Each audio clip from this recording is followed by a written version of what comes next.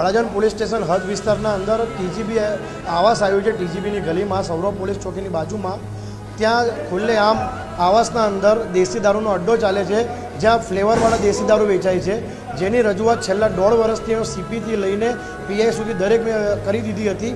તે છતાં કોઈપણ પ્રકારની કાર્યવાહી ન થતાં આજે અમે લોકો જનતા દ્વારા ફેસબુકનો લાઈવ દ્વારા જનતા રેડ કરવામાં આવી, જ્યાં અનિલ રાઠોડ જે બુટલેગર મેન છે એના દ્વારા અને પિન્ટુ કાડીઓ નામનો વ્યક્તિ દ્વારા મારા પર જીવલેણ હુમલો કરવામાં આવ્યો છે। લાકડાના ફટકા અને સળિયા અને પથ્થરો દ્વારા મારા પર હુમલો કરવામાં આવ્યો છે। જ્યારે હું પોલીસ સ્ટેશન મને લઈ ગયા તો 2 કલાક સુધી મારી બ્લીડિંગ ચાલતી હતી અને મને સંજય ભરવાડ નામના કેશિયરે અંદર અડાજણ પોલીસ સ્ટેશનમાં જે એને અને ઇન્દ્રજીત નામના પોલીસ નો વ્યક્તિ છે ડિસ્ટાફમાં, એ બંને રૂમમાં બંધ કરીને વાગેલા પર સ્ટ્રેચીસ મારા વધારી દીધા, 2 મુક્કા મારા મોઢા પર મારી દીધા છે એ લોકો। હાલ હું અત્યારે સિવિલ હોસ્પિટલમાં છું। મારી એક જ માંગ છે કે આ ગોજિયા સાહેબના રાજમાં એક વખતે મેં જનતા રેડ ઇંગ્લિશ દારૂના અડ્ડા પર કરેલી, ત્યાં વિજિલન્સની રેડ પર કરેલી છે, થયેલી છે અત્યારે અઠવાડિયા પહેલાં જ, અને સાથે સાથે આજે આટલા મોટા જથ્થામાં મેં જે પ્રમાણમાં જથ્થો બતાવ્યો છે તે છતાં પણ આવા ગોજિયા જેવા અધિકારી પર કોઈ કાર્યવાહી નથી થતી।